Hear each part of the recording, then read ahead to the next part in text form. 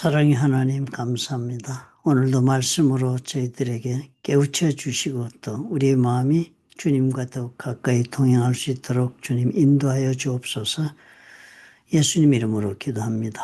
아멘. 7월 22일 사사기 9장 34절에서 45절의 말씀을 보겠습니다. 아비멜렉이 왕이 된 다음의 이야기입니다. 불과 3년 만에 이제 일어난 일인데 아비멜렉이 어떤 식으로 왕이 되었는지가 중요하죠. 우리가 그 말씀 묵상을 했습니다. 거기에 준해서 오늘은 그렇게 자기 탐욕과 그리고 또 편법으로 그렇게 지도자의 자리에 올랐습니다. 그리고서는 왕 노릇을 하는 그 아비멜렉이 그 스스로의 삶이 무너지고 있는 인생을 경험하는 이야기가 오늘 시작이 됩니다.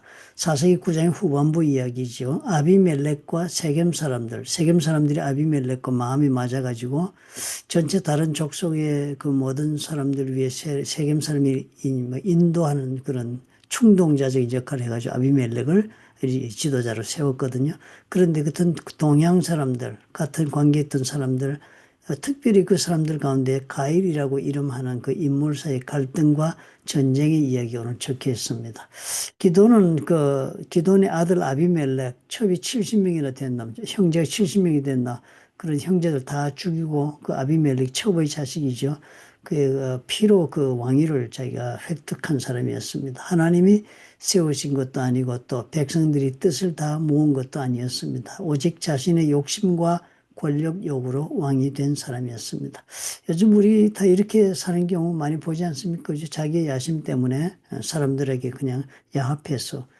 그런데 시간이 지나자 아비멜렉을 도왔더니 세겜 사람들이 배신하는 겁니다. 참 놀랍죠. 그죠? 같이 도와서 시작을 했는데 그 사람들이 오히려 배신해가지고 아비멜렉을 공궁에 빠뜨립니다. 참 이런 일이 늘 벌어지는 것을 우리가 많이 봅니다. 특별히 그 사람들이 나쁘고 좋고를 떠나서 일이 꼭 그렇게 되더라고요. 처음에 같이 시작해서 서로 믿고 의지하고 출발했던 사람들이 서로 얼마 가지 않아 사소한 것 혹은 또 뭐 치명적일 수 있겠습니다. 이유가 들면서 서로가 헤어지는 경우.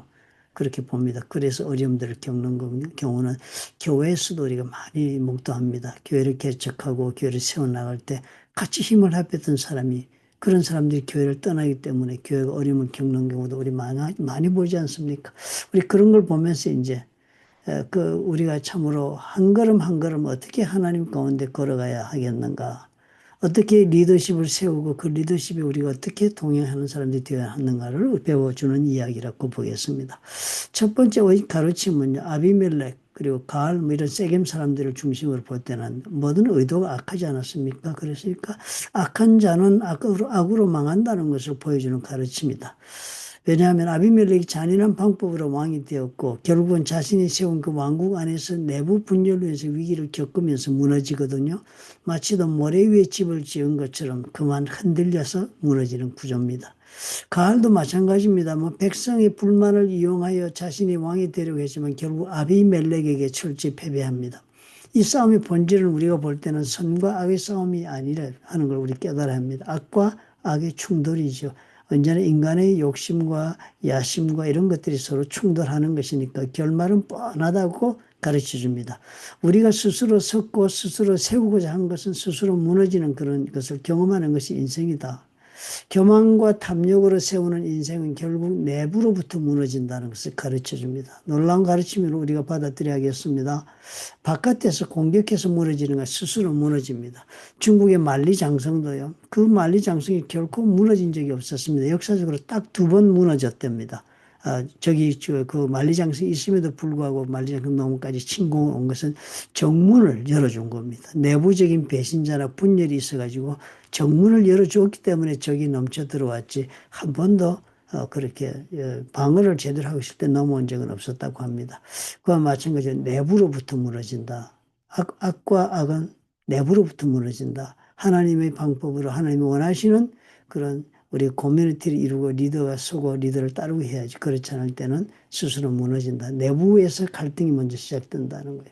그러니까 내면에서부터 하나님 무시한 인생은 내면에서부터 붕괴한다는 것을 가르치는 가르침입니다. 아비멜렉이나 가일이나 오늘 우리가 본 사람 둘 다 하나님 두려워하지 않았잖아요.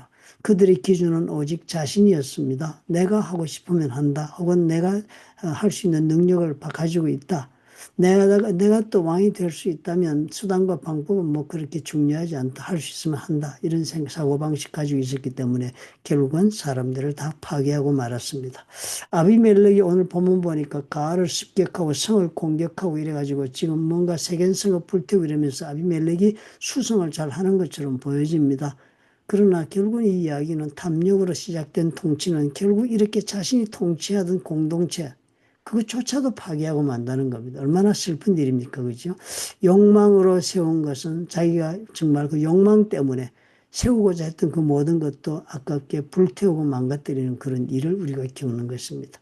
그러므로 우리 인생에서도 우리가 꼭 이 가르침을 오늘 적용합시다. 내 인생을 내 욕심과 계획대로 추구한다고 해서 그것이 성공의 길이 아니다 하는 것입니다.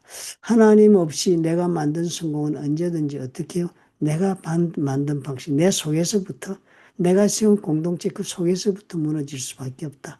그렇게 욕망으로 세운 가정이나 욕망으로 세운 모든 사업이나 이런 것들은 다 어떻게 해요? 내부에서부터 스스로 무너지는 것이 하나님의 뜻이다 합니다. 오늘 우리가 잘 배웁시다. 우리가 욕망으로 살지 말고 하나님의 뜻을 추구하고 그 뜻에 순종하는 것이 얼마나 중요하겠습니까?